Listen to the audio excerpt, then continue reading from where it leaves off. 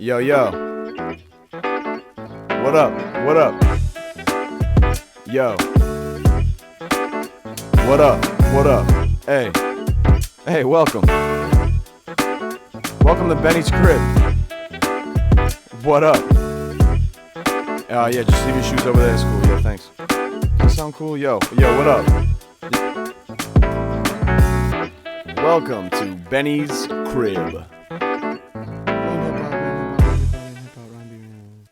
The motion is flowing, don't stop the commotion, and we live by the ocean. Trevor Hill, beautiful people. We're here at Benny's crib, Portland, Maine. Interviews surrounding Maine artists in the hip-hop and R&B fields. We're here with someone representing a larger collective, but tonight I want to focus on just them. The collective's got a new album out. We'll get to that later. But right now, more importantly, we're here with a vocalist, a producer, an MC, among many other endeavors, I imagine, as we all are in this digital age. Trevor Hill, how the fuck are you? I'm doing good, man. We made it. Nice. Shout out the homies, too. Who'd you bring with you today? I brought G. Gashim. Nice to meet you. Hell yeah. Let the people know. How far back y'all go? So, yeah, probably like early high school. I went to Portland High, went over to fucking Casco Bay.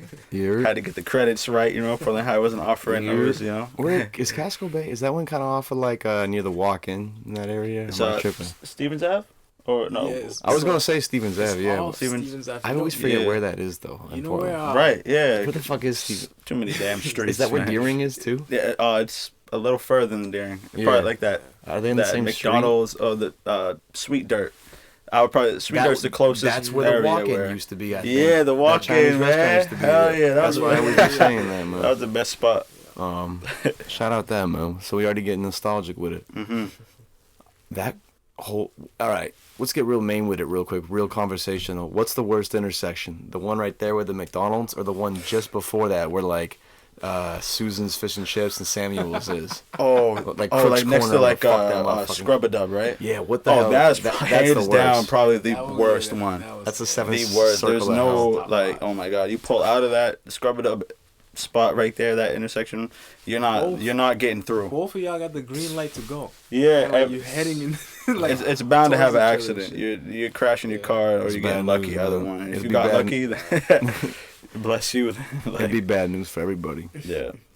Tremendous. Well, I guess we can keep it in the realm then. Mm-hmm. This might stick to that area. Maybe you could be posted up on Stevens Ave during the answer to this question. But what was your first memory of hip hop? First memory, I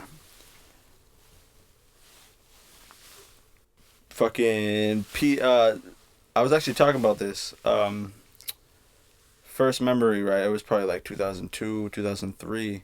I was like 6, 7 years old, and my mom had a Jeep. I was in the back seat, and it was like the hardest song of the year type shit. It was P.D. Pablo. North Carolina, born and raised, take your shirt off, swing that shit in your hair like a helicopter. Yo, every time I heard that song on the radio too many times as like a little kid, and that's not Freak every League, time, is it? huh? That's not Freak League, is it? No. What song is that called? Fucking it's this. I want to say it's like helicopter. I want to say it's P.D. Pablo. I'm pretty bad with P.D. Pablo because P.D. Pablo do Freak League, right?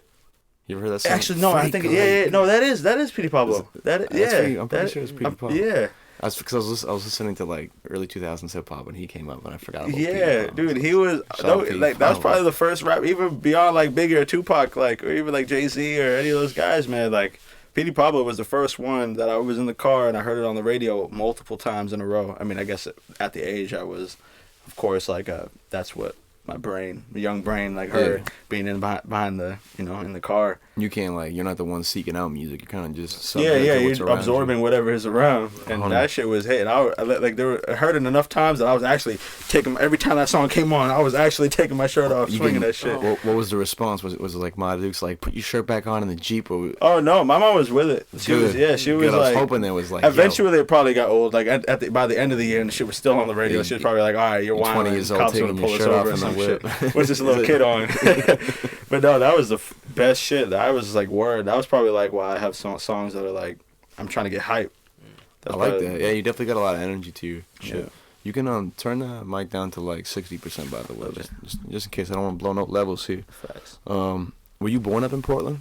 Hell yeah. Nice. Mercy Hospital. I was Mercy. Nice. I was born in Maine Med from Old Orchard. We talked about that off camera and shit. But I can always kind of rep Portland because I was born here. And shit. Hell yeah, right? So I was born, man. That means a lot in a sense. What were your hobbies growing up, man? What did you find yourself doing, kind of, when you had more free time and independence?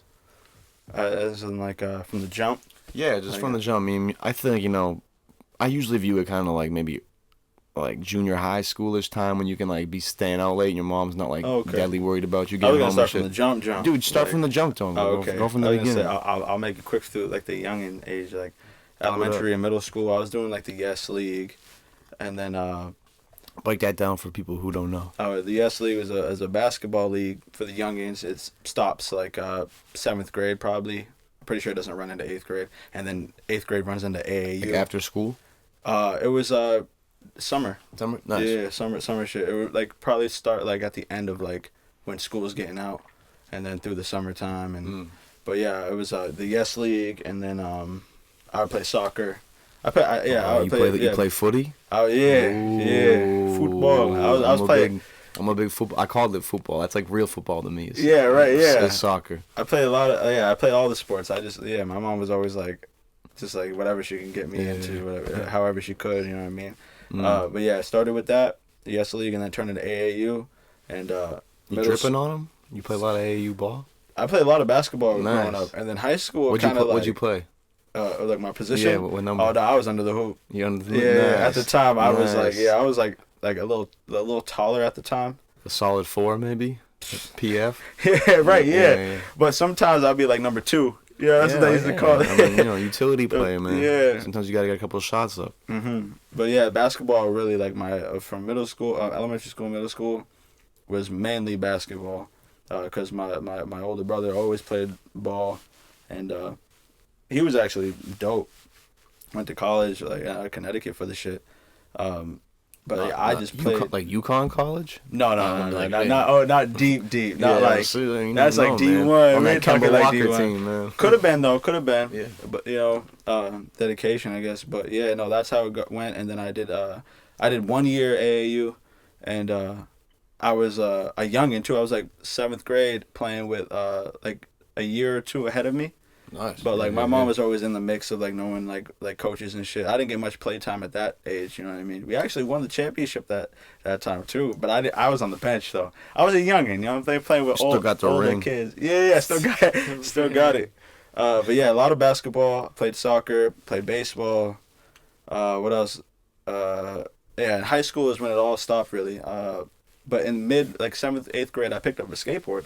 Nice. That was like, that honestly took over. I was skating up until like 18, 19, and that was when it started fading out. And yeah. What was it like growing up in Portland? Any major takeaways growing up out here? It's kind of a big question. Major takeaways. It was because you're still out here, you know. Yeah, right. Very diverse for real. Like, I found myself hanging out, with my niggas, and then hanging out with skateboarding. There wasn't, I didn't have many like ethnic homies that were skating. I had a couple like Asian friends skating and shit. But like, yeah, mad white homies skating the white boys, it's mad white homies. Yeah, mad white people generally. Yeah, right, exactly. I mean, what do you expect in Maine type shit? But like, yeah, I was going back and forth from crews and shit. That's homies cool. Talking shit. Oh, you gonna hang with your white boys today? And then like, but like, hell yeah, I was definitely all up in the mix, like wherever, like just all around. For real. Where did you grow up in? Like, did you kind of have one area in Portland you grew up specifically? Were you all over? Yeah, so elementary and half of middle, I was on the East End. And then it was 175 Congress. Yeah, I'm shouting out that address. Fuck it. Nice. I don't know who lives there now. Chill out. Watch out. Allegedly. But yeah, 175 Congress. It was like that's pretty deep out there. It's like 2 blocks away from Andre South. Yeah, and so that's kind of near like where that motherfucking, what's it, like Autos? Is like Autos Pizza over there and shit. Yeah. near the cemetery. Yeah, exactly. Yeah, Like down the hill, at the bottom Yeah. of the hill, the cemetery. And then, All right. Wait, so when were you around then? Like what years? Like That was probably early 2000s, 05ish maybe. So I graduated high school 2014. So I went in 2010, 2011. Probably 2008, 9. Was it? It was all elementary school. That's where I was at for. I'm wondering how different Montjoy South looked, because I've heard it's transformed like crazy amount. It's so that's the thing too. Like so, like you know how like now it's like it's crazy. We probably have more shootings than like ever before. You know what I mean? But regardless of that, Or like allegedly the covered shootings. yeah, exactly. It was like I don't know. I've talked to OGs about this shit, and like they're crazy. They always talk about how weird it is now that there's so much like shootings and like dangerous activity going on. But back in the day, it was. They also say like it was also pretty fucking from even when I was hanging out. Like my mom would always be like, "No, you can't do that." Obviously, as a kid, you can't like be traveling by yourself. But like it was also pretty fucking. I mean, I heard it was different. It ain't out fucking there, Chicago or something, but it was it's like a small area. Yeah, but still, yeah, like, yeah. Motherfuckers be doing shit everywhere you go. Exactly. But I remember going. You just want to get home from school. I remember walking because I didn't live too far from East Elementary or Adams Elementary. Yeah. That ain't there no more. Yeah. That's where I went to elementary school, and then East End Community opened up. Yeah. But you just want to get home because on your way home, there's bullies. But like crab apple fights. For real? Crab apple fights. Oh. Dude, that was the Montjoy South thing. Like. You would just, oh my god, you go to Montjoy South, you're getting a crab apple thrown at you. And it was like snowball fights, but it was crab apples. Them shits hurt. What was the first moment you got hit by one of them crab apples? Like, were you ready for it? Like, have you been put onto the game, or you just got smacked up? You hope to even to know that because you didn't even, because I didn't even know what the fuck crab apples were at the time, you know, until you got hit by one. And I was like, what the fuck? You threw an apple at me? It's a pretty weird and fruit. They're like, you know, crab it's like apple a stank. It's like an anti-fruit. And you're not trying to eat that shit. It's like the evil version of an apple. Yeah. And they're tiny. They kind of good. I had a crab apple tree in my parents' crib, and like, dude, they're dense. It's like a fucking golf ball. It would probably feel, obviously, somebody throwing it at you. It would probably feel like a paintball when you're shooting it. Like even bigger than that. Like it's bigger. It's like 3 paintballs. Yeah. Wait, so who be throwing them? Is it all kids in your like the group entire neighborhood? Because I was thinking like it's got to be the older kids in the neighborhood who know the game. Yeah. And they're like, all right, now it's my turn to hit the youngins with the crab apples. That's exactly how it is. Did you get a chance to reciprocate? Oh, for sure. And you have took to. it out. You took out the Or generational rage. or you're running. You're hitting the dash. Like I be coming. Once the second I say this, it's easier to look at shit in hindsight, and you know. Like immense, just like, you know, planning, I guess. But in the moment, it's different. However, I'd be like, first time I get hit one of those motherfuckers, I'm stealing like a traffic cone and like cutting it in half and like making armor. Yeah. I'm getting a trash can shield. Yeah. But maybe it's good you didn't raise the stakes, you know? Yeah. Like maybe crab apple fights is good. Kids should be kind of getting in the mischief Well, I and feel shit. like that's how it goes. Yeah, it's much better than like a switchblade or a gat. I'd rather be fucking. I'd rather take it. What? Yeah, throw me all the crab apples. I'll get hit with a crab apple every single day, man. If like, how about this? Let's create a rule somewhere, universe. Throw crab apple at me every day. Just keep one person from getting stabbed or shot. I'll even let if you wanna stab somebody, just throw crab apple at me instead. I'd rather have crab. I would replace all weapons with crab apples. Get that rage out. You don't need to be stabbing motherfuckers. Just throw a fruit. Go throw a fucking nectarine at some motherfucker's face. Motherfuckers got too much potential to be not around. You know Straight up, yeah. Violence is whack, man. Like throw hands. Don't be hurting people with weapons and shit. Don't be taking out like a whole lifeline of like the future of somebody. Someone who could have been LeBron, and now you don't ever know. It could have even been a bum, but either way, they had the chance to be LeBron. They could have had a chance to be a bum. They could either way. Even if you're a bum, you're still breathing, right? Even if you're a bum, you deserve to throw a crab apple at somebody, man. Yeah, facts. I don't even know how we. Those are good days, though. I look back and I was like terrified at the time. So much fun, yo. You know what I did? I got beautiful days. I got 2 reckless stories I could share. One time I threw a water balloon at my dad, but I did it in like a real mischievous way, and I still think about this. I dropped a toy underneath my windowsill, and I'm like, "Yo, can you get that for me?" Because he was outside. And he went outside, and I filled up a balloon with a ton of water and a bunch of airsoft gun BBs. Set him up. Yeah, cold. I was cold-blooded. That was not nice. I thought it was gonna like hit him, and the BBs were gonna shoot and like sting him. Yeah. I didn't use a thin balloon. I used like an industrial birthday balloon. It didn't even pop. Yo, 2 stories. It hit his neck like a goddamn like loaf of like a fucking like 10-pound loaf of bread, man. Just and he's like, oh, and I couldn't even look. I was so scared. I put my head back inside. I heard like this like medieval growl, and I was like, oh man, I'm in trouble, man. Oh, he knew it was you. Who else, right? He knew it was you. And my homie who like coerced me to do it was behind laughing. I got in trouble. So that's like one dumb thing I think about from youth a lot, that it was just kind of fun but like stupid. Another really fun thing is my homies and I were like, you ever get like into a lot of like bus mischief, like on the bus home and shit? Did you take the bus and shit? Hell yeah. You take the bus? Roasting. Yeah. Roasting. I did some dumbass shit. We tried to flip the bus one day. We literally Little kids. Yo, shout out the power of collective bargaining. Shout out unions. We ended up being like, we're gonna flip the bus today. When it goes around the sharpest corner that coincidentally happens to be a gas station. We tried to crash the bus into a gas station, like a bunch of like 14-year-olds. So we all got on one side of the bus, like everybody, even kids who were like demanding, like, get all your backpacks, everybody on this side of the bus. We all got to the left side of the bus. So all the momentum and weight is on one side. Then the bus turns. And as it starts to kind of get that momentum and turn, we're like, everybody, jump to the other side. No. And everybody runs and like pushes on the window. Yo. Bro, we're like, collectively not that heavy. And it's a bus. Yeah. But for that 1 second, when my hands hit that window and I thought the bus might come down, I was so excited. Because I'm probably taking a few days off of school. Anything to get out of school, right? Easy. That bus taking the week off. Insurance companies My kid isn't in. coming in. Your mom being, my kid ain't coming in for a week. He's hurt. No one gives a fuck about who gets hurt underneath. Nope. Y'all Honestly, we never had. I can't even. No, we didn't do none of that. Oh, yeah. Yeah, we didn't do none of that. It It was just like you getting on the children. bus, being like, "Yo, don't sit on the back of the bus if you don't get roasted." Kind of like, yeah. don't sit at this table We be doing at lunch. that. if We you- like throwing shit at each other and so. I remember this kid the last day of school in 8th grade. This motherfucker poured a whole bag of Doritos on him. This other kid was like throwing shit at him. It was just Wild. girls. Like girls were just attacking this like kid. And then my homie and I like threw big bouncy balls. You know the top of the hill in Old Orchard Beach that goes down to the beach. We threw them from the top of that.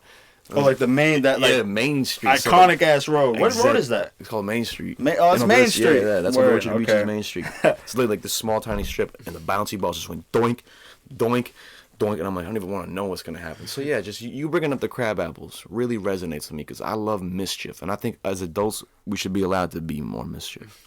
I like doing dumb shit. Yeah, Without, right. But What? petty shit. Petty. You're not hurting nobody. Yeah, you You're don't just wanna- getting a laugh out. Maybe if a cops get called, and that's like the highlight. Fuck Good, it. fuck But 'em. No weapons drawn or Like, nothing. pretty Just much like- fucking around. Like fireworks. Yeah, Just yeah. Like you shoot out fireworks, that's not hurting anybody. Yeah. It makes the people involved laugh. If you dispose of them properly, it's all good. And Exactly. then some like fucking buddy might complain. Who gives a shit? And running away. Just like that. Why was that the best thing too? Just Run away knowing from trouble's coming and just running away. Oh, the cops are here! Run! That was running. That entire the adrenaline. You're like, oh, and then the next day at school, you remember when the cops pulled up? That was the highlight of that whole month. Just like, oh my That shit god. was too much fun. Yeah, I it mean was, it's like for that real. facade, man. Like all my homies and I were like so privileged and shit. So it's just like a quick thrill of like almost getting caught. Because at the end of the day, like, our lives are so fucking, like, padded and cushy, man. We ain't have to worry about shit. So, Yeah. like, cops running up on, like, the beach, you'd be like, oh, my God, like, I feel like we were, like, in, like, some fucking, like, intense, like, Boys in the Hood movie or something. I was like, shut the fuck up, bro. Oh, Like, you know Deutsche Beach. I look back to some of, like, the reasoning behind But that's some of the how things. it feels, though. It do That's feel like how it that, feels. though, yeah, You're man. like, It damn, is we fun gotta- as fuck, because fuck 12 and it's fun to run from them. Hell But at the yeah. same time, it's Hell like, yeah. most of the times, man, like, the And shit as I a be kid, running you're not from going to jail. No, I mean, come on. You don't go to jail. It's like- a joke. It's a joke. Man, we get off topic. I'm No, loving yeah, it. fuck it. that's what podcast is for, though, man. I'm very For journalistic sure. in my questions, but I almost want like the framing of it to be journalistic, but then like the banter to be conversational. Yeah, 'Cause we it don't should want be it a to be too fucking serious. natural thing. But on the serious tip, was music in your home growing up, or in your fam? You know, were you exposed to music like from anybody else previous to you? You mentioned an older Honest- brother, I think. So maybe even just like listening to music. So, music that I was exposed to was really, honestly, not really, like, I have music on my father's side. My father died when I was really young. I was, like, 5 years old. So that was, like, the landline for any inspiration from music that would come from. But my mom was cultured enough. I mean, she's like grew up in like Raymond, Bridgeton, Maine. You know what I mean? So it was a like little more north. yeah, like just like classic, like just just white, you know, white. But like she was, I was surprised though because her Jackson 5 was like I would hear that more than anything. That was probably the only thing that like all the music that like even with my aunt too. My aunt always loved like Keith Sweat, you know, and like that like I was surprised too. How are you like white as hell from Maine and you listening to like hella cultured music? That should be everywhere, man. Like, yeah, that's probably one of the biggest themes that I've noticed. Like asking the question, "What's your first memory of hip hop?" Yeah, people just be like, "Yo, it's been like everywhere since I've been born." I'd say like post like 80. I don't know if I put a year on it. Like post late 80s, like the post LL Cool J era.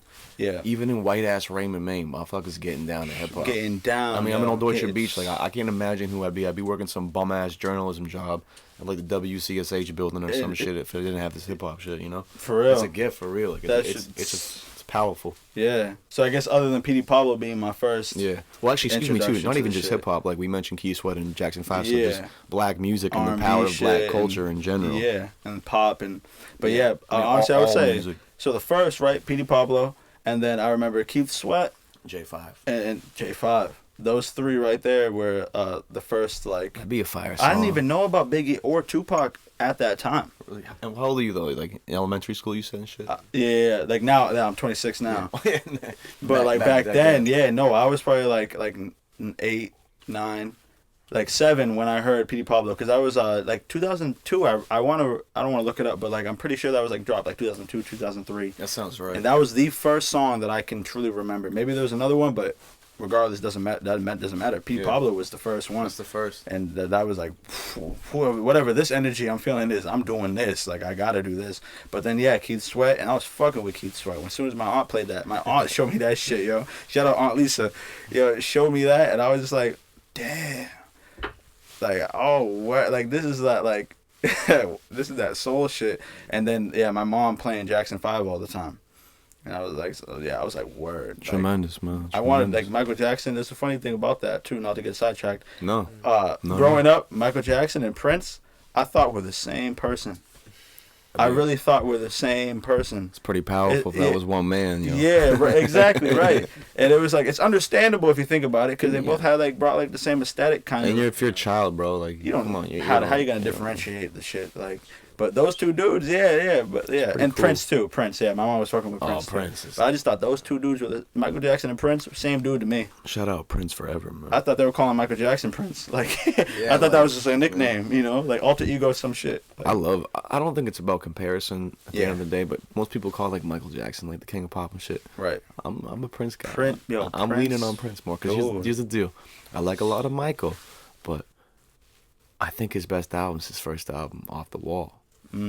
That's probably my favorite Michael Jackson record. Yeah. Prince has not just hits, he got hit albums. Performance and albums. Performances, bro. Yeah. But like his And album runs. That's the thing too. Yeah, Michael Jackson also is a phenomenal like oh yeah, can you performer. imagine being like exactly. That's why it's so hard watching to him like moonwalking who's and who. shit? I was like, bro, these also two light skinned brothers. These niggas are the same people. well, bro. Michael Jackson, if I can say, got progressively more light skin. Well, right, yeah, you know how that, you know how he knows, took man? his route.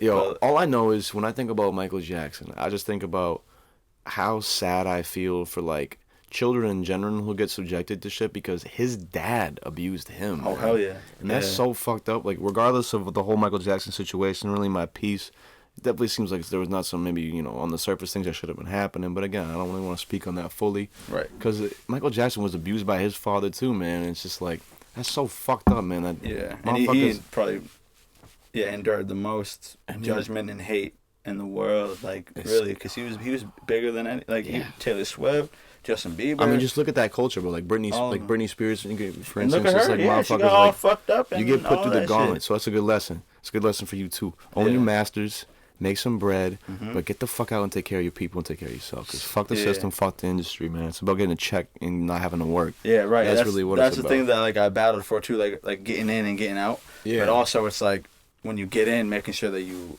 give something to hip hop. Yeah, because the thing is like it is an industry, but it's also like there's music. And I think if you got like I try and look at cats almost like maybe like a Tyler the Creator or something. He's like still really mainstream, but it seems like that motherfucker's kind of doing whatever he wants to do. Yeah. He's not really selling out. He's making accessible music, but he's still making dope music. He's one of those dudes that really didn't. I honestly firmly believe that he didn't like sell out. Yeah, he's doing his own shit, but he's fucking giant, man. I mean, dude, fuck everything we've been saying. Go back to the original. Prince is the best example of that. Prince literally was like, fuck the industry as one of the biggest artists. That motherfucker changed his name to a symbol, and he still was selling records. Literally. That's the energy we need. And Prince, low key, was like probably just too ahead of his time. And I mean, let's be real. He's in a very racist system of American music at that time too. Yeah, hell yeah, right. Mean, yeah, come on, man. I was talking to some OGs that I work with, and they were telling me this story about I forgot. He was rolling with some a band. He was like, this band was like, yo, you should open for us. I don't know who it was. I don't want to say Rolling Stones. But there was a band, maybe it is actually them, but like there was a band he opened for that was really big, and they were like, they kicked him off the tour because he was taking the clout, like he was like opener, but he was the main attraction. And then the same thing happened with motherfucking Rick James. Rick James heard that he got kicked off of that tour. He's like, no, bring him over, and then did the same thing. Said, no, you're taking my stardom, so I'm kicking you off again. That's just the funniest shit. That's I was like, word. That's Prince, man. Prince was killing it then. Like, dude. I mean, that's what I mean, though. Like, some motherfuckers are just bigger than everything, man. Really Not many, though. Not many. Sometimes you're ahead of your time. What you doing, Cat? You better watch out. All right. I'm loving it. We've been talking about crabapple fights. It's all this shit. Got like on a stop the violence movement tip for a quick second. Then we talking about Prince. And now we got to talk about Trevor Hill. I want to get into the music side of you as a creator. Hell yeah. So we talk about where you from. That's the lavalier. I'm like, you motherfucker, the cat be eating shit, man. All podcast people who can't see or anything. I love the chords, my cat be eating chords or trying to eat chords. It's pretty cute, though. I ain't gonna front. However, we got questions to ask. Trevor, when did the just having music around and kind of it being in your life pivot then to you becoming a musician and like wanting to create? Talk about that process. Like, when did you first get the inclinations to create? Again, like I guess like as a kid, I was like, there was a lot of things like set in place that allowed me to just be creative. Like I was playing the trumpet, playing the flute, and then the cello. Oh, so you were already musically like this inclined. Is elementary school because there were classes that were like you could take the music class and then like your parents had to pay like, I don't know, it was like $25 or something. I don't know. I don't even know what at the time. It was like Bush going into Obama. And it was that whole No Child Left Behind bullshit. It's like Republicans like Obama doing like, actually did a fucking good thing for that shit because the Obama administration did. Just to be real, but right. The administration I feel you. Like set a lot of things up for kids to be creative. And and my mom, being who she was, like even with Christmas and shit, we were going to like the pantry, anywhere to make sure there was a shit ton of gifts under the tree. It was all like donations. There was a lot of. My mom was always out because we had to, like Section 8 housing, like literally like, poor as fuck. Yeah. So whatever, she was always looking out. Shout out to Mama. She be looking out. Sounds like, man. Yeah, her entire life, just looking for any other sources to provide, and what like a lot of the school things were like you could sign up for things that would at $25. You could for the rest of the year. I could take a music class, and either it was keys or cello, trumpet, flute. Like, I was always just in it. Even and I don't know. It was just like interesting. I mean, I was like, word, I want to do this shit, and so that was the start of me being musical. And then I remember we got evicted from one crib, moved to Alder Street. And when we went there, I had a chance to I had my small ass room, but I was like, word. I told my mom that like, yo, I want a futon. You know what I mean? So I got a room. So I don't want to have a big ass bed taking up the space. And I don't even know what kind of young mindset I was on. I was like, what age are you at? It was when I moved there, it was freshman year of high school. Got you. And that year, I was like, yeah, I want something small. Like, I don't want my bed taking up the room type shit. I mean, I was sleeping on a twin forever, you know what I mean? But, like, even the twin was annoying. Like, you put up a futon, that's like half a twin type shit. Yeah. You on a futon right now. Yeah, futons are the GOAT, you know what I mean? So that started that. I put my room into an entire studio. I got the cheapest electric guitar, and we were driving. Me and my mom were driving one day, and it was a sign that said free keyboard. Whoop, swooped right in, yo. Yeah, I took that. So my room was a keyboard, and I had the electric guitar, and for so long, bro, I was just like trying to just learn songs that I wanted, like songs that I already knew. I was like, looking it up on YouTube, trying to just learn all of those. Like, I didn't even know what chords were. I didn't even know what I was doing, but I was just like, bro, I want to know how to play that. Oh, so like, Don't Stop Believing, Journey. Like, that was the first song I learned on doing hip keyboard. hop shit. Yeah, no, literally, it wasn't even on some hip hop shit. When did you first start, like, I guess, what came first for hip hop then? Like, was it rapping first? Well, I was always like, I feel like it was always just around. Like, homies always wanted to rap. I don't know why. Just whatever group I was in was like, all right, let's freestyle. Yeah, we were saying. I mean, hip hop's always been around forever. And my homie Phoenix Andretti, he is like, we have the same birthday, born in the same hospital, and that's like one of my best friends. That's pretty cool. Yeah. His real name is Anthony, but he goes by Phoenix Andretti. That's his artist name. Yeah. And whoa. he really inspired, as a kid, like inspired me to like just work, because he could shred on it. He can still shred on a guitar. Yeah. He makes amazing beats, but he really put me on to like, yo, we could really kill shit. And I wrote one of my first raps with him. I was like, yo, I'm only 15 and I rock skinny jeans, and like that was like the one bar that I remember in 8th grade. That's the cool kids era. I already right, know yeah, it. skinny jeans, and that's how it started. And then high school, I set up my room to be a studio. Let's go. I literally, not even to sleep, just like I want a small ass fucking futon. And so I can have room for these instruments. Let's keep it going. I want to really much talk about this, the early process of. I guess, are you going by THT at this time? Well, that I started. I was probably a sophomore in high school when I wrote my first mixtape. No beats, all poetry. Oh, that's pretty cool. No beats, nothing, not even like no metronome, no BPM. Like I was just like poetry, and I wrote like 8 or 9 songs. All just like typing, and this is when like the school gave us laptops, like the old Dell state-funded ones. Yeah. So I was just writing my whole mixtape. I called it Childhood Journey, and I didn't even. I had no beats for it or nothing. I could literally pull it up. Like I still have it. It was on Google Drive. Nice. So I have it all still. Sometimes I look it up. I'm like, damn, yo, I was a youngin'. So I still have it, which is fire about technology. I can still pull that shit up. But yeah, that's how that I started. I was like, word. And freestyling and shit, like, I've always, I don't know, I was just kind of like, not even say like I'm good at it, but like I can. You know what I mean? And it just like, and the homies around me were always like, oh, you can actually spit, bro. Like, you know, you can actually rap. And then I feel like hearing that enough, I was like, word. And then I just bought like a mic, an interface, and started recording. All after the poetry tape you dropped too? You kind of. I didn't even drop it. Yeah, it's still. You just made it. I just wrote it. So when did you first drop online? I was probably 17. I dropped. It's Vent. It's still on SoundCloud. That's actually. the THD shit. Yeah, that was when I was THD. What does that stand for? up until probably like I was like 21 when I moved to New York. I was like, word, I gotta recreate my shit. Yeah. Well, what's THT stand for? That's my initials.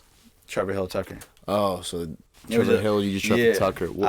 I couldn't go up. You know how I don't like Gucci Mane or like I couldn't like I didn't like internalizing or like being some like an image of something that's not me. Yeah. So I had to just do something that was homegrown, and that's why I'm Trevor Hill now. I mean, there's nothing more that's me. Yeah. You know. Yeah. No, 100%.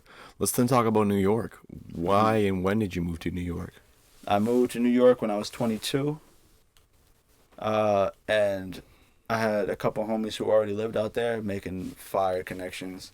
And every day for a year, they were just like, yo, you got to get out here, bro. You got to get out here. And then eventually they planted all the seeds. And then I was like, word, okay. And then one day, I didn't even have like any plan. I just had money saved up.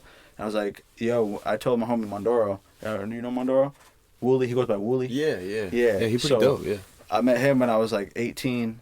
And then he moved when he was like 20, and called me every day, like yo, you got to get out here, and then finally I was like, bro, you're gonna get that call from me one day saying that I'm on my way, and just expect it. When you get that call, bro, that means I'm coming through and I'm staying on your couch until we find an apartment. And that's exactly what happened. And of course, I gave him that call one day. I drove down with Rody, and shout out to Rody. I brought all the shit that I could carry in the car, pulled up to New York, and then, of course, him and our homie David, I also grew up with, they didn't expect it. I just brought all my shit, and then I was like, yo, he was like, yo, so how long you here for? I was like, what you mean, bro? I'm here. I'm here now. So I was sleeping on the couch, and shout out to Kai, NYCL Kai.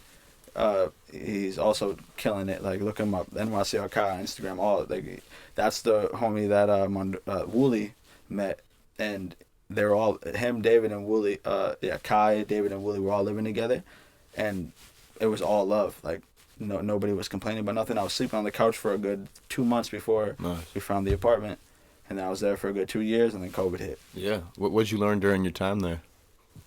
Well, I had some shows, and I had one show that I did completely by myself. Somebody hit me up saying, yo, I fuck with your music. There's a show. You just got to raise ticket sales. And I straight up, like, I sold probably like 5 tickets, but I just pulled bread out of my pocket to perform. And you have to do that too. Like, sometimes just to open up for somebody, you got to pull bread out of your pocket. So I did that, and just, I was just like, it was like, I learned fucking who I was type shit. Even it was crazy too. You would think that, I mean, you're always learning. You're always getting to know yourself type shit, you know? That's why I hate that question, like, who am I? Because you're always learning who you are. Like, who are you now? Or I would never like that question. But I definitely learned who I want to be being out there in New York. Yo, like, that shit, being around all that culture, and, like, being in a spot, because from Maine, majority, like, usually you're in a room full of majority white people, you're the minority. Out there, I was like, word. What? I don't even see many white people, yo. Man. But I was living in Brooklyn, borderline Queens. Yeah. Hispanic. You know what I mean? And I'll go to a bar, black people.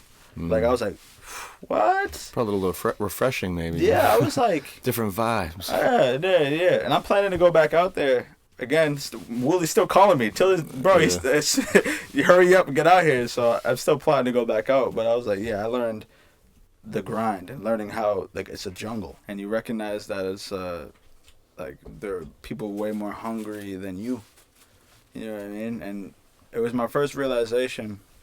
I was like, word, yo, if you really, you doing this, or are you doing it though? And like, yo, if you want this, you realize all these people who have had it worse, who struggle harder than you have, and are still going harder than you. You know what I mean?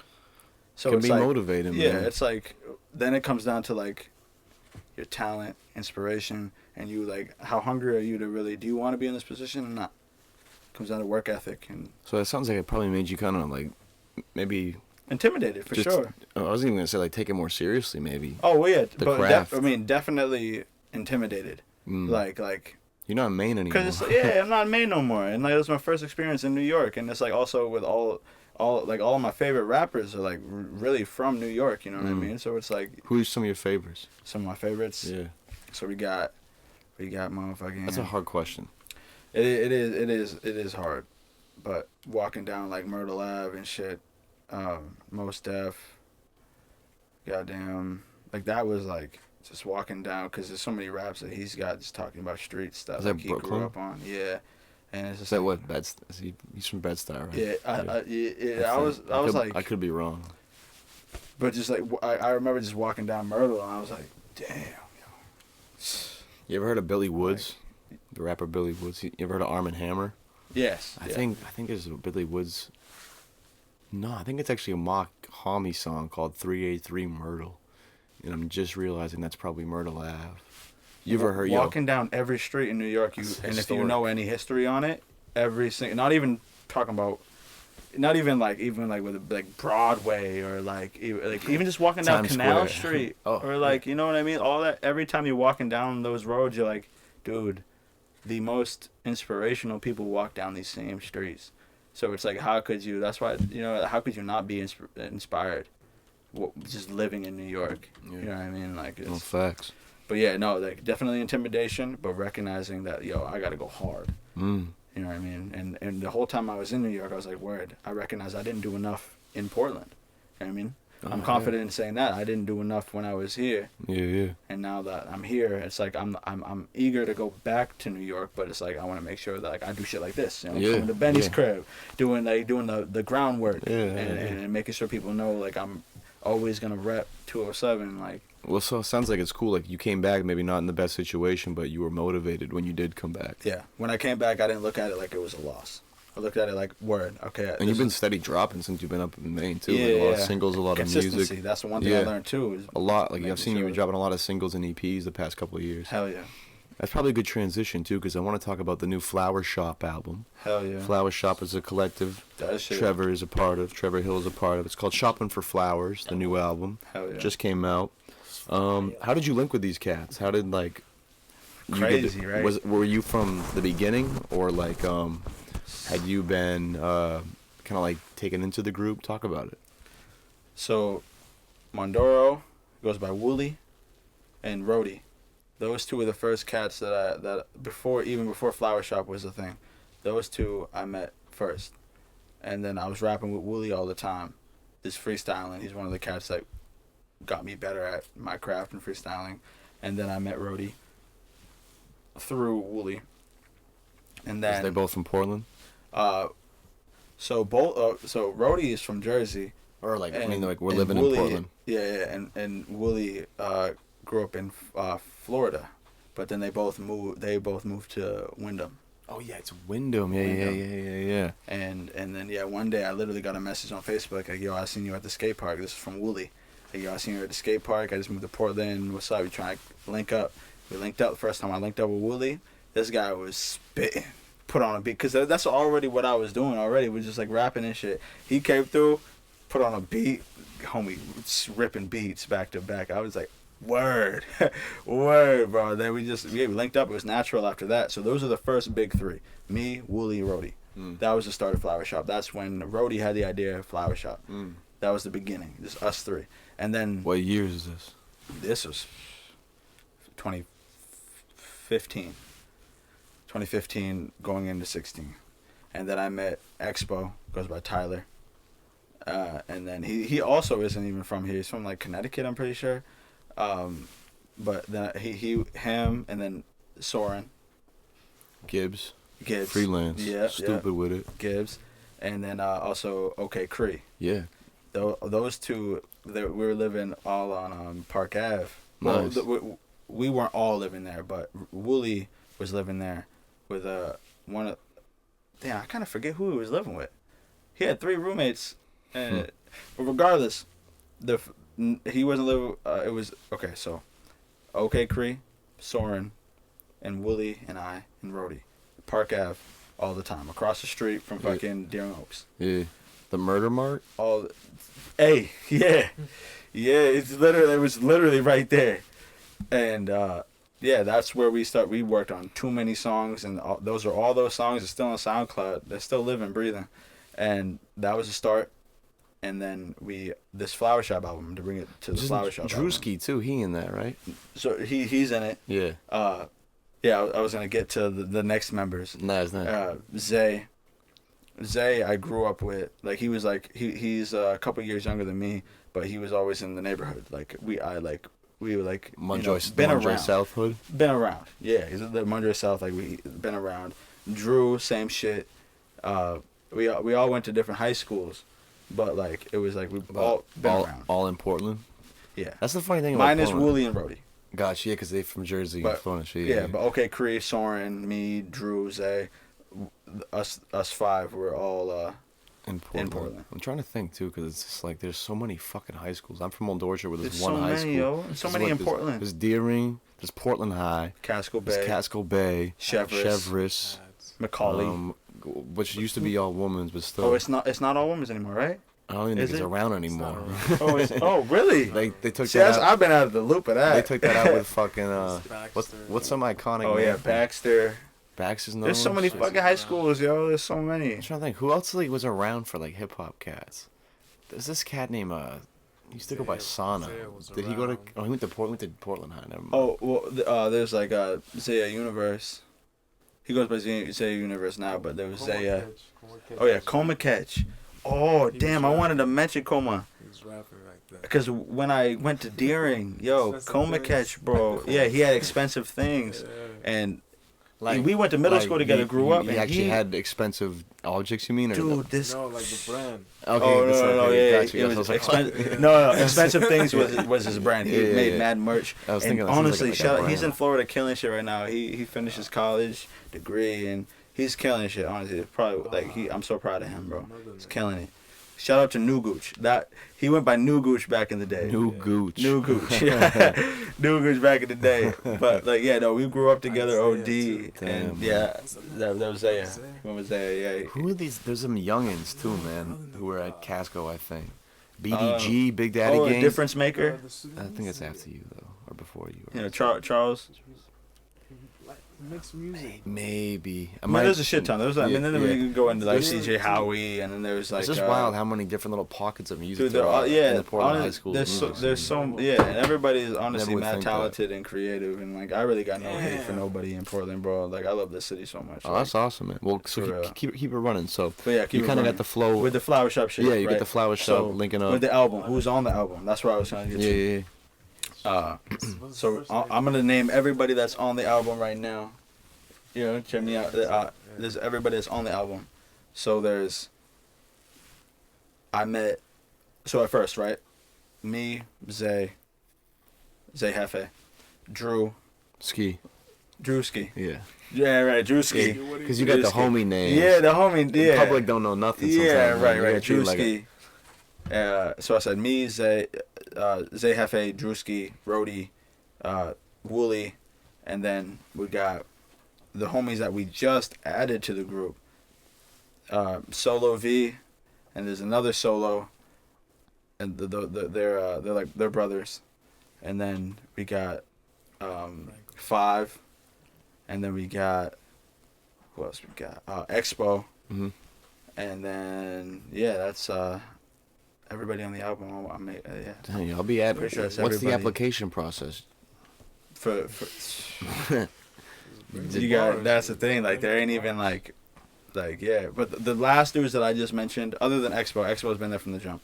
But the last dudes that I just mentioned, I met them all beginning of summer. Oh shit! Yeah, It's like pretty new. we had our crib that we were at.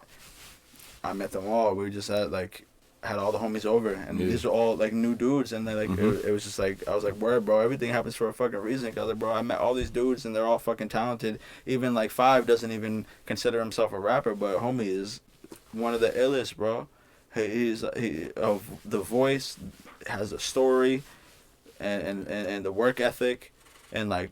It really like yeah. So it's like the application process. There ain't no application process. Really, you just gotta fucking, I don't know, be around and like, just like there's a vibe. You know what I mean? No, You no, feel I it. feel You you. feel it. Like it ain't even like oh this word. And then like once you feel like okay this dude is dope and he's chill and like good vibes. You feel like the family.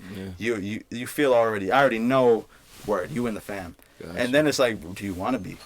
Yeah. But then you got to keep up though. This ain't like for free. You got to put in like time. Yep. You know what I mean? You can't just be on some. You I'll gotta, be like- there when I want to be. Nah, Yeah, you gotta. We in the Your studio heart's right now. gotta be into this shit. Yeah, and yeah. So the whole team really came together just organically Who are the producers on the album? on the album. So the shout out to Zay Hefe. He is the executive finishing producer engineer Yep. on the entire album. Got you. But in the album, it was me, Drew, and Hefe. For the beats. Us 3. So the beats are like paid like beats. So like some homies that like we actually the producers. Leo So Beats. some of them Leo Beats, OK Cree. Yeah, I was wondering if like Cree and Soren were on it. Yeah, hell yeah. You know, like any Drewski beats too. And Drew. Because I do like all three of their Drewski. productions a lot. Yeah. So those they're like the producers, but then we have beats that we paid for from Oh, so it's like a mix from some in-house, some yeah, out. there's a whole lot of things. So not Gotcha. the entire project isn't just like in-house. Gotcha. The beats alone. Because this is your first project from Flower. Like This is like the baby. what's You know what I mean? This is the baby what's project. the goal for this then? Like, what's the intention behind it? If there is any, you know. Sometimes you just want to drop shit, you know. It was just it was just like, yo, we need to have like, we're flower shop, right? So why don't we have all these, everybody individually has songs in the vault, even if there's no features, just single songs. We just have a shit ton of features, and we still have more regardless of this album. We have more, but we just wanted to drop it on the 14th, Valentine's Day. 14 songs, shopping for flowers. It made sense, you know what I mean? Valentine's Day shit, like, it all just made sense. So tremendous, man. Where can people get the project? Where is it? At all platforms, Everywhere. Literally everything, bro. Everything from Apple Music, Spotify, fucking Tidal. That'll be dope. I mean, YouTube Music, goddamn, like, I mean, whatever you got, Deezer, like, it's literally everywhere, you know what I mean? And y'all are this is pretty much all mostly from Artist Domain right now. Hell yeah. So that's pretty interesting, you know? Hell Check yeah. it out, something new. Homegrown shit. Homegrown. That's tremendous. I think we've got a lot of early stories, kind of like the formation of you just getting into music, meeting important people, getting to go to New York, understanding you want to take it seriously, coming back, dropping this album. We've learned a lot. I think we can kind of get into maybe a couple more questions towards the end about just like your vision right now as a solo artist and where we want to go. But I think it'd be cool to do the rapid fire ones right now real quick. Alrighty. First Let's one. get it. Favorite type of footwear? I would have to say Air Forces, because that's probably the most shoes I have right now are all Air Forces. Nice. Just a collection of them. Yeah, it's a good one. Or Timbs, but Air Forces, I'd have to say. Air Force Timbs. Mm-hmm. Combine them. Generic, basic, my fault. No. You know what I mean? They fit right. Who's a rapper you find inspiration from? Right now, Shorty. I actually don't know Shorty. I gotta check him out. Hey, no cap. 207 Food Spot shout out. Food spot. Damn, I was gonna say Treehouse, but they just recently closed for good. All right. Indian Palace. I don't know. Indian Palace. Nice. Hell yeah. Shout out Yardie Ting. This podcast is Shout sponsored out by Yardie Ting. Bull, bro. Bro, No cap. That's the homie, bro. It just came out from the mud. No cap. Kazi. Let me see. Would you rather box Muhammad Ali for 1 round or Jake Paul for 5 rounds? Jake Paul. For 5 though? 5 rounds? I'm not fighting Is Muhammad there money Ali. at the I end mean, of this? we're talking Is there prime. prize? Prime. Nah. Are we talking prime? Just Prime I'd say Muhammad Ali? prime, Just yeah. a- Yeah, I ass mean, because I was gonna say that, I'm not fighting Muhammad Ali, like R.I.P. But like Muhammad Ali in his prime, hell no. For one, no. We all son. die. Maybe you can I chase. will actually. I mean, It's 1 round, bro. It's Damn. 3 minutes, man. Can you survive Ali for for the 3? iconic, for just like off, just it would be Unless you take it a easy. blessing. I want to say Muhammad Ali. He gonna knock you out. Yeah, he's gonna fuck me up, but He's big too. It's a yeah, heavyweight, like, man. He can but I destroy guess him. honestly, getting knocked out I by guess- Muhammad, I'd rather get knocked out by Muhammad Ali. Yeah. One knockout. Or you're Jake out. than Jake Paul. I'd rather get punched by him. I'd rather than get Jake Paul. All right, let me actually go back. Muhammad Ali, just off, just love and fucking culture, Off respect. and respect for real. Yeah, Muhammad Ali, Wait, take that back. Get it out the way. What's a goal you have as an artist still? Getting the whole team into position, Nice. into getting real money and getting, regardless of even signing deals, just in a position to put their people in position. Yeah, I like that, man. Biggest fear? Biggest fear, probably I want to say not getting to knowing my potential, not getting to there, but I don't want to say that because I know there's nothing holding me back from getting there. Yeah. So I don't want to say that, but like, I mean, it's a pretty realistic fear. yeah, I have yeah, pretty, right. I have You know what I pretty mean? similar one. I Because if you got the work ethic and you work hard enough, you're gonna get there. So I don't even want to say that because that's not a fear. It is a fear, but it's like I'm gonna get there. So not even that. Probably, goddamn, losing family too soon. Yeah, man. Losing family too soon. So you gotta check on your people, appreciate them. Swear to God, mental health. Biggest, all right, biggest fear. That's just Dream tough. vacation. Dream That's vacation. what I meant to say. Going to my father's homeland, and technically I guess my homeland, Bahamas, and spending time with all the family that I haven't met yet. Nice, man. Last concert you saw that you thought was pretty dope. I left an impression on you. Steel Pulse. Nice. Is that a reggae band? Over on the pier, yeah. Nice. I was it was like 2017. Nice. Saw them live. That was probably like I remember I smoked a joint that was handed to me. This is when I was smoking weed. Yeah. Again, it's been a year and like a couple months now. Yeah. But like back then, yeah, I hit a joint and all I didn't even when I go live, it's like you want to mosh and go crazy. I can't. And if I fuck with this shit enough, I'm standing there taking notes, just watching. I'm enjoying the fuck out of it, just watching, and that's how it was at Steel Pulse, bro. Nice. Favorite cartoon? Favorite cartoon? God damn. Rapid questions. I don't need. Fuck.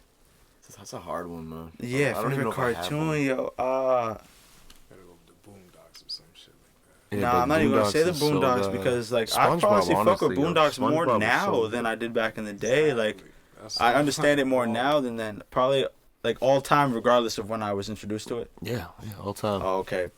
Shit. Then damn, yeah, Boondocks. Yeah, Boondocks is so I would good. have to say Boondocks Yeah, then. that's such a good- I would have to say the Boondocks. No cap. It's so funny. I mean, you can't ever go wrong watching the Boondocks. Man. Not a. It's like the Dave Chappelle show. Yeah. Every time you see an Oh, episode, it's like the first time you're watching it. They were on TV, Right. I think, really close at the same time, too. It was a great time for TV, man. Hell yeah. Oh, Bernie Mac too. But Bernie Mac show, yeah. Mm, That's yeah. another. Rest in peace, Bernie Mac, too, man. R.P. Thunderstorms or snowstorms? Thunderstorms. Less shoveling.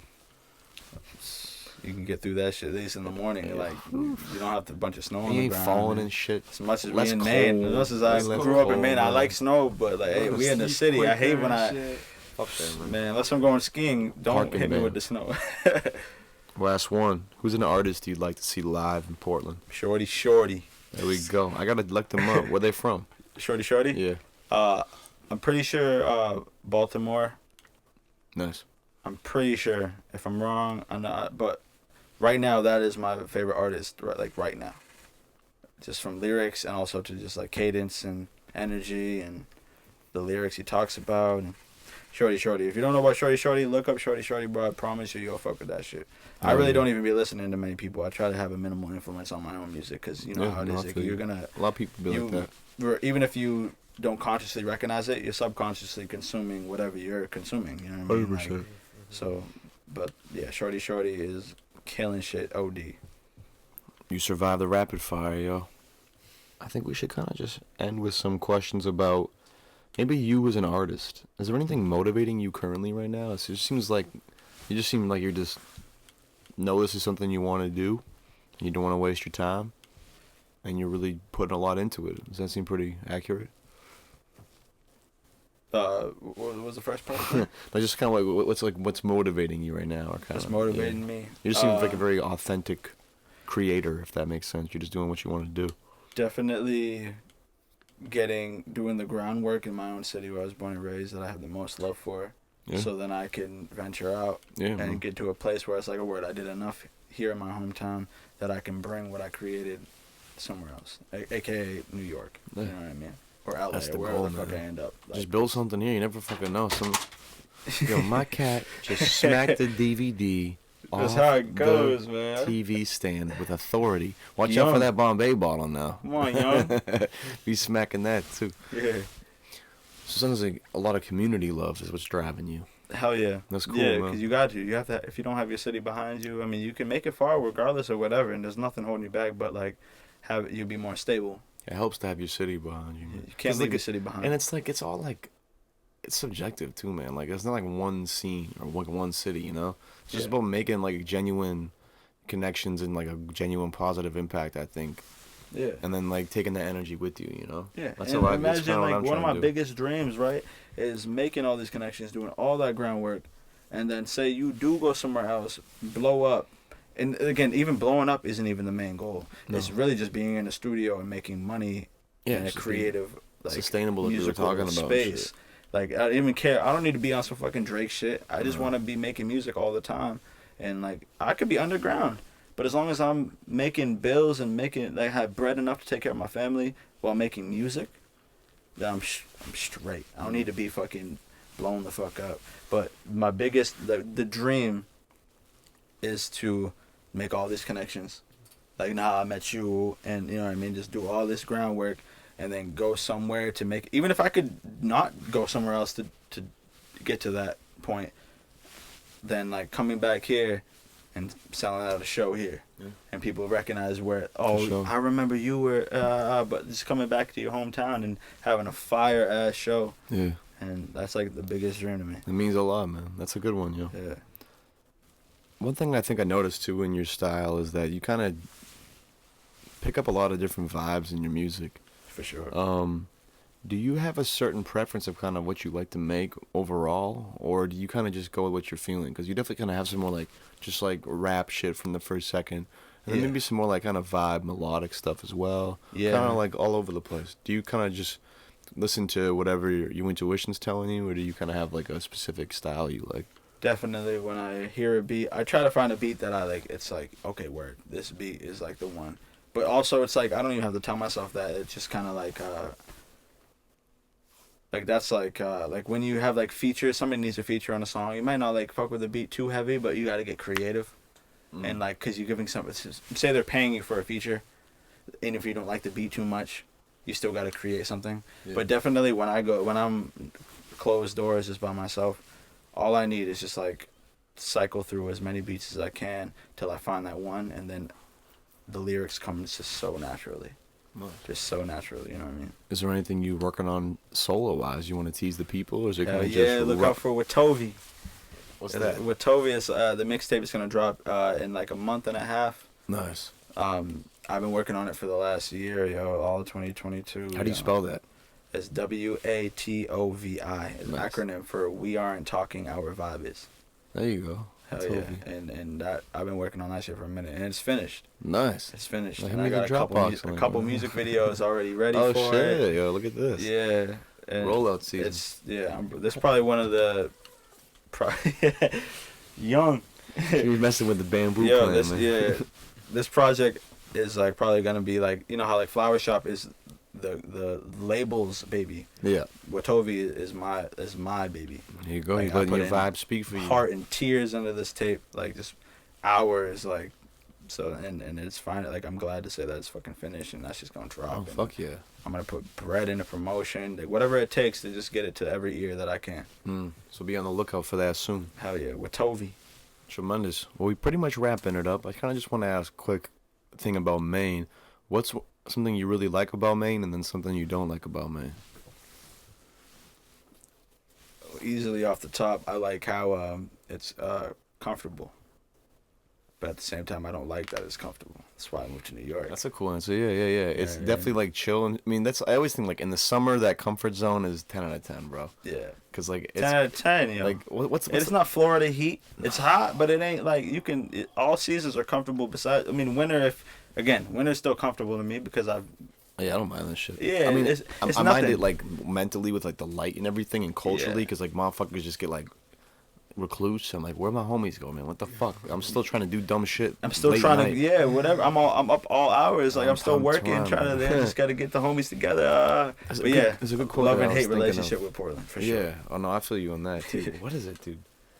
You can't tell like if people like are swimming without trunks until the tide goes in or something like that. Meaning like when the tide's up and the water's up, like everyone's enjoying the water together. Yeah. Meaning like, I mean, a good example, like in the summer, for instance, like when times are good, everyone's having fun. Man. Yeah. Once that tide goes back and you're kind of like out in the sea, shows the true colors. Like in the like in the winter and shit, then you really know like, oh fuck, man. Yeah. Like, and it's I kind of think about that sometimes. Like, comfort is a good thing, but sometimes you don't want it to be too comfortable. You don't want, you don't. Too comfortable. I've definitely been running away from comfort for a long time. It's like because it's easy to be comfortable. That's why I started smoking weed, yo. Because it made me too okay with being where I could smoke a joint and be like, "Word, let me hop on some video games or some shit." Yeah. And like I was like, bro, like but knowing in the back of my mind, dog, I got shit I gotta do. You know what I mean? So yeah, I put that shit down. Don't do drugs. Ever since I put it down, dog, yo, I've been cranking out. Weed ain't a drug. No, weed ain't a drug. Weed ain't a drug. Caffeine is a drug. Use it responsibly. Do you, man? I'll be smoking hella weed. Yeah. Whatever works for you. I took 350 milligrams of THC last night and meal prep 5 days worth of quinoa, lentils, and turkey. Then I did 2 things of laundry. Yeah. After working out for 90 minutes. So it's Some people like, could smoke weed their entire life and still be. Look, this guy right here has never quit in his life, dog. You know. And he still be one of the most motivated people, waking up at like goddamn 4 in the morning, up and ready to go. And I'm just not one of those people, bro. The weed doesn't affect me like that. Maybe in the studio. I definitely talk at that time though. For sure.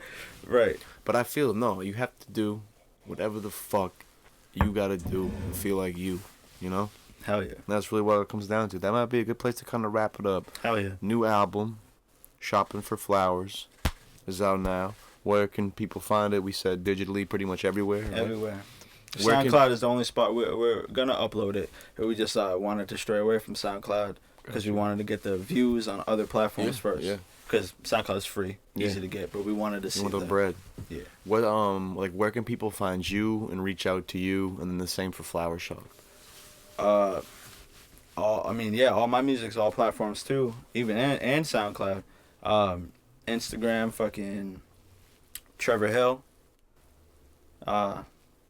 Trevor Hill _, on Instagram, and TREVORHILL _. Yeah. And all my music's everywhere. Tremendous. And you'll see. Actually, let me flash I got some stickers I wanted to give you too. Hey, thanks, yo. Hell yeah. I wanted to give you these ones real quick. Nice. Yeah, let me put it up for the camera real quick. Yeah. But yeah, whatever That's you your want to do with logo, those, right? I got one on the back of my phone. Thanks, man. Like just put them wherever. If you're in a bathroom at a bar somewhere, just There we stick go. it up there. But then these are the. Oh, the big ones, man. We got a lot more coming and shit, and we got it's the big bodies. Yeah. Oh no, I wanted to give these to you too. Oh shit! Yeah. You got all of them? Yeah, hell yeah. Yes. You know how hard little it is to make gift. shit look stand up. See, man, you No, trying to yeah, do for that sure. stuff on the fly. Yeah. We're gonna Yeah, make it happen. Though. Had to bring Benny a little gift. Yeah, man. We're gonna get Trevor's face right here. Hell yeah. We might take a couple small moves. There we go. Hell Alright. yeah, man. And yeah, they're everywhere, man. Put them everywhere in Portland. They There already we are go. too. I get snaps every day like, yo, I found you. I was like, which bar is that? Because I don't even know who put shit anywhere. I Yeah. just give them out to random Who people. knows, man? Nobody knows anything. They don't Exactly. even know how they got these. Allegedly. I guess the last question I ask everybody, unless you got anything you want to say. Look out for Flower Shop, man. G, anything you want to say? No, just appreciate Well, the all right. opportunity. Yeah. Last question. Where will Trevor Hill be 1 year from now? Now, hoping to be shit goddamn on tour or something, or at least in the studio making money off my craft. It's a good goal, man. Again, new project from Trevor Hill's collective, Flower Shop, is out now. Look for, don't tell me what it was. We are talking Our vibe. Watovi, Watovi, is that yeah, what it was? Watovi. Watovi. We aren't talking. Our vibe is. New project Watovi by Trevor Hill is coming as well. Mm-hmm. And thanks for listening, yo. Shout out Yardy Ting for sponsoring the podcast. Shout out Soto on the instrumental. Mm-hmm. Fuck the system, finesse the system, and we'll see you next time. Peace.